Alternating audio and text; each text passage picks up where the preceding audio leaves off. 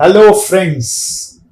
आज हमारे साथ हमारे एक पुराने स्टूडेंट जुड़े हुए हैं, CMA Chirag Agarwal. Welcome Chirag. Thank you sir. Chirag ऐसे अभी दुबई में जॉब कर रहे हैं एक शिपिंग कंपनी में। तो हम इनसे इनकी सीएमए जर्नी के बारे में थोड़ा सा बात करेंगे जिनसे आपको मोटिवेशन मिले। स्पेशली हम ये बात करेंगे कि कैसे इनका दुबई में काम करना हुआ। तो आप पूरे वीडियो को ध्यान से सुनिएगा, बहुत मज़ा आएगा। चिराग है भी बहुत मज़ेदार बच्चा। आप इसे आगे कैसे फॉलो भी कर सकते हैं और जानकारी कैसे ले सकते हैं वो भी आपको बताएंगे।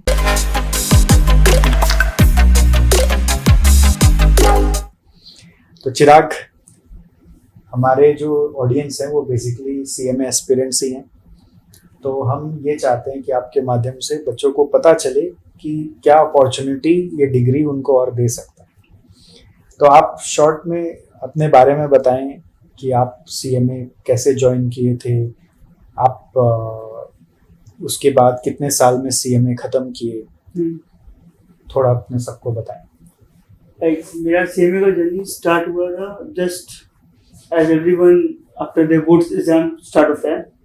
सो why I chose CMA, because मेरे को इसमें स्कोप थोड़ा बड़ा लगा, because CMA course gives a mixture of both costing, operation in any organization as well as accounts also. So एक wider scope मेरे को इसमें दिखा। So वहाँ से मेरा CMA journey start हुआ and I eventually completed my CMA journey in June 2019.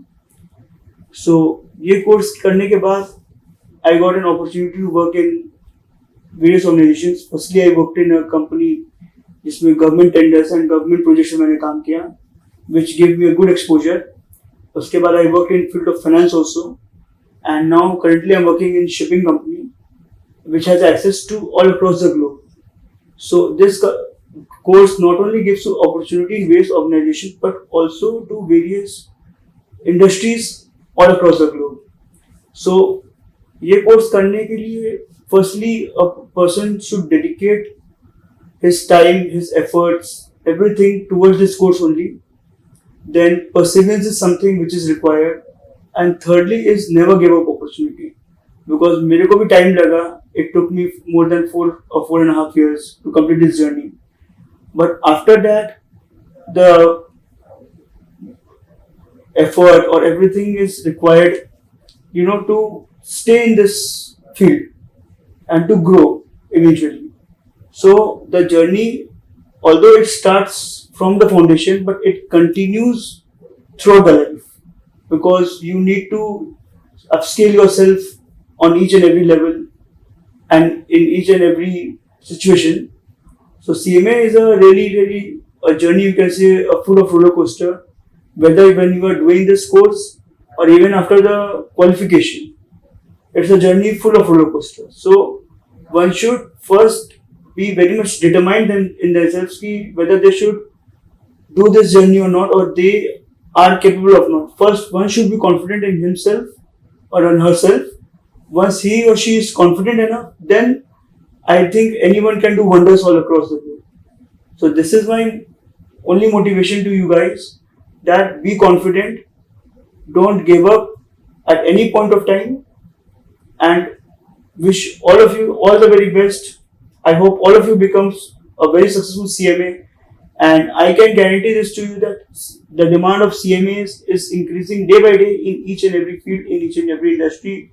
As we can see, there are a lot of development all across India, or you can say any country.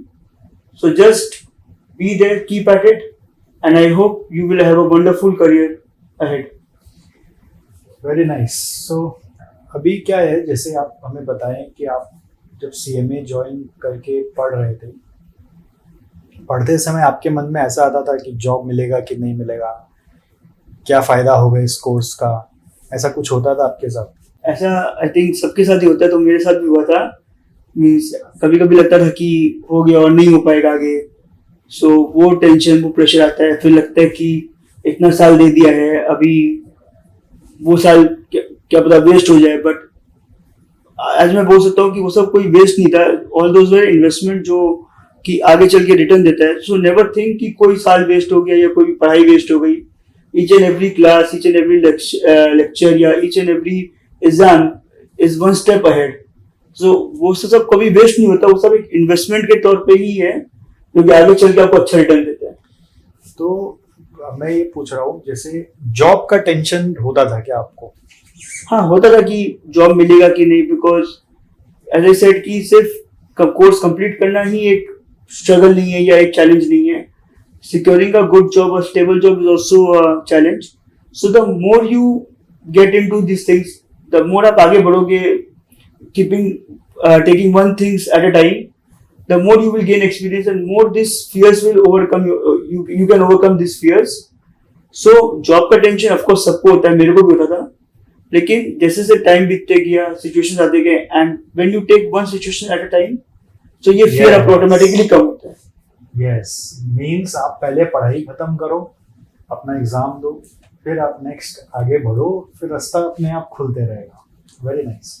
तो आपको first job कहाँ से मिला था, कैसे मिला था?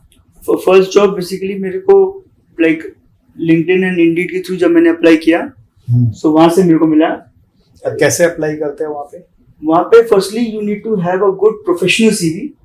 आपके पास एक प्रोफेशनल सीवी या रेज्यूमे होना चाहिए। Then you should also maintain a good LinkedIn profile. एक good LinkedIn profile is very much required, so that आपने जो कोई भी इंटर्नशिप किया हो या कहीं भी आपने काम किया हो उसके एक्सपीरियंसेस दिखे, so that the recruiter can see कि आपने किस फील्ड में काम किया है।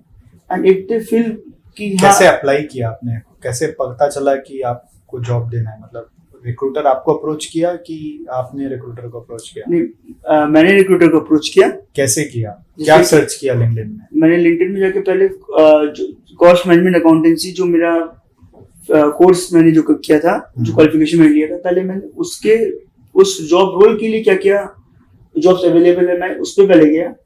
देन आई सॉ कि क्या क्या रिक्वायरमेंट्स है उनको, कि कुछ प्रीवियस एक्सपीरियंस होना चाहिए, कि वो लोग फ्रेशर्स को ले रहे हैं।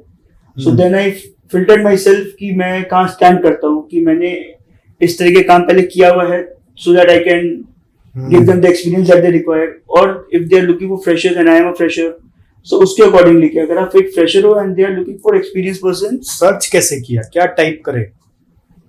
टाइप बेसिकली करना पड़ेगा like cost accountant, cost management accountant roles, और लाइक आपने अगर फाइनेंस में काम किया तो फाइनेंस एनालिस्ट या फाइनेंस कंट्रोलर या कॉस्ट कंट्रोलर, या जो जॉब रोल है जो वो डिमांड कर रहे हैं, आपको वो कीवर्ड्स यूज करने पड़ेंगे।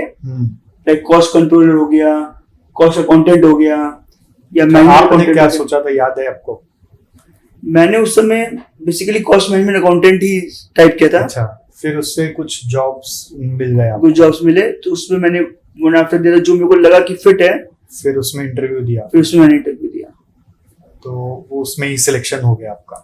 लाइक मैंने 2-3 कंपनीज में इंटरव्यू दिया, उसके बाद जाके एक में मेरा सिलेक्शन हुआ। Very good. वो कलकत्ता में थे? वो कलकत्ता में थे। अब आप अपने हिसाब से जॉब खोजे कलकत्ता में कि हाँ, मेरे को ये चाहिए। एग्जैक्टली। तो वहाँ पे क्या जॉब कराता था, क्या काम होता था आपका? फर्स्टली जब मैंने अपना फर्स्ट जॉब लैंड किया, तो इनिशियली जो मेरे को, since it was a government project undertaking company, so वो सब प्रोजेक्ट में हमें कहाँ से गुड्स प्रोक्योर करने हैं on the basis of what are the factors, like whether the transportation cost is there, GST implications and other जो factors थे, उनको रखते हुए हमको ये सर्च करना था कि कौन कौन से वेंडर्स फिट होते हैं हमारे लिए, which is the best opportunity cost that we are getting from an vendor. So उस हिसाब से पहले वेंडर सिलेक्शन या परचेज का काम मैंने पहले किया, स्टार्ट किया वहां से। सो वहां से costing and cost reduction and उस सब का नॉलेज आया। Then slow and steadily a bit more into how do we do project costing, how do we do forecasting, how we do budgeting। ऐसे करते करते धीरे धीरे उस कंपनी में मैंने 3 साल काम किए। So I got an overall knowledge of how a project is initiated, how it's executed and how it's like completed. Very good. फिर उसके बाद चेंज क्यों किया? सर इसलिए चेंज किया क्योंकि after a particular point of time जब आपको रियलाइज होता है कि अब as a person you are not growing, you are doing that particular sort of thing जिसको जो आपको ऑलरेडी आता है, and you have time to get exposure to new things, तब मैंने अपने जॉब को स्विच किया। So when you see, was it because of money, और कि ग्रोथ नहीं मिल रहा था काम में? I think it was a mixture of both because एक personal growth भी होता है and एक financial growth भी होता है. So a person would like to get, of course, personal growth more when you have a bit more time to invest on yourself. But when you don't have time, then person generally switches for financial growth. So at that point of time, both factors were in my favor. That I wanted to invest more time on myself also, as well as I wanted financial growth also. Okay, So that was the reason I switched my job. उसके बाद आपने फिर कौन सा job पकड़ा? उसके बाद मैंने एक फाइनेंस कंपनी में NBFC MFI, it was an NBFC MFI company, उसमें मैंने जॉब पकड़ा. वो कैसे मिला? So that also was through LinkedIn. Same way. आप मास्टर है लिंक्डइन के. So वहां से मैंने अप्लाई किया, but it take time because कई बार रेस्पॉन्सेज आने में टाइम लगते हैं. So you have to like keep a follow up on that कि कब रेस्पॉन्स आया, मेल आया, you have to check those things. So कई बार वहां पे मैंने फिर 1-1.5 साल काम किया. सो लाइक उसके बाद जब मेरे को दिखा कि या there are more to learn out of this, then I finally got an opportunity in a shipping company and I finally migrated out of India to Dubai. Shipping company में कैसे मिला फिर? वो भी लिंक्डइन से?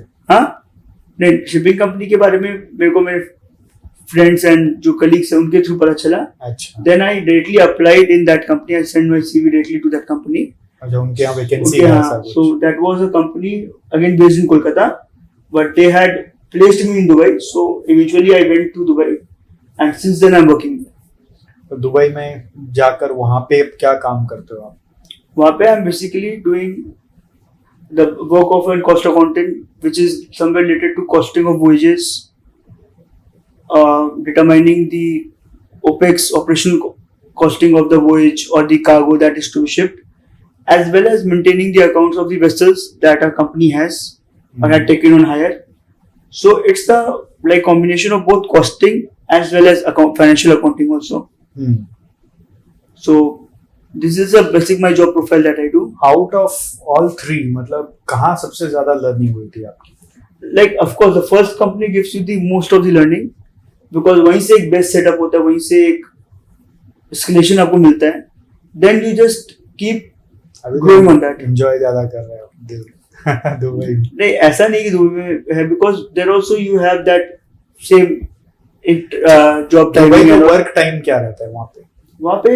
Like my basic timing is from 10 to 6:30 और बस 6:45. That's the work timing. और Saturday Sunday? Saturday Sunday are generally off, but sometimes when the organization needs, we are being called for the work also. तो work culture मतलब किधर अच्छा था? मतलब Dubai में अच्छा लग रहा है कि कलकत्ता ठीक था? No, I think both are at its place because Kolkata में भी work culture is very good. ऐसा नहीं है कि work culture खराब है. And Dubai is also a very good city, or I can say UAE is a very good country to work also, because every place gives its own exposures, own experiences, has its advantage and disadvantage. So I cannot say which is better, but yeah, you cannot say कि यहाँ का work culture खराब है, वहाँ का अच्छा है, या वहाँ का खराब है, यहाँ का अच्छा है. कुछ एक अच्छी बात बताओ दुबई का जो आपको लगता है कि कलकत्ता में कभी ऐसा हुआ ही नहीं, सुना ही नहीं, देखा ही नहीं. I think the best part of that particular country is कि it's very safe. जो आपके साथ हुआ experience? The one experience that I feel basically वहाँ पे जो है is you have a very stable life. You have very stable, very calm, tension free. In that one pace, the life is going on. So the people who are looking for stability or a routine life, so वहाँ पे वो अच्छा है. The people who are looking for more of a roller coaster ride or ups and downs, so उनके लिए I believe India is a better or Kolkata is a better place to work. Sir Dubai में ऐसा सुने हैं कि वहाँ पे बारिश आर्टिफिशियली होता है, ऐसा है क्या? ऐसा है कि there is a process known as cloud seeding. Cloud seeding? Cloud seeding is a process due to which this artificial raining is been done. It is not only practiced in UAE but in other parts of the world also. तो cloud को जाके उंगली करके आते हैं मतलब कि बारिश हो जाए वहाँ पर? हाँ, but cloud seeding is a process जहाँ पे rain is required and generally natural rainfall नहीं होता है. तो अभी जैसे दुबई में जो स्टॉर्म आया था इतना बड़ा, तो ये आर्टिफिशियल था? No, no, it was basically natural, but there is no proper or prominent proof कि क्या हुआ था. But जहाँ तक the people as a common sense, if you see, it was a natural calamity जो हुआ था, अच्छा. because it is not possible for a human to create such a storm or such a natural calamity. नहीं, जैसे होता है ना, ज्यादा छेड़ दिया होगा. हाँ. नट ढीला नहीं, होगा. वैसे उतना भी नहीं छेड़ दिया, बट हाँ, ये एक नेचुरल कैलेमिटी था. मतलब तो आइडियली तो दुबई तो डेजर्टेड लैंड है, तो वहां पे तो बारिश होने का तो बात ही नहीं है. फिर या बट नेचुरल कैलेमिटी में कैसे बारिश हो जाएगा? बट दैट्स जैसे आपने कहा ना, थोड़ा ज्यादा छेड़ दिया, तो अगर नेचर से थोड़ा छेड़छाड़ करोगे तो then it will show its picture. Very nice, this is a very important learning. चलो बढ़िया है, बहुत मजा आया आपसे बात करके. अगर आपको स्टूडेंट्स को कुछ और जाते जाते मैसेज देना है? मैं बस ये बोलूंगा कि डोंट गिव अप.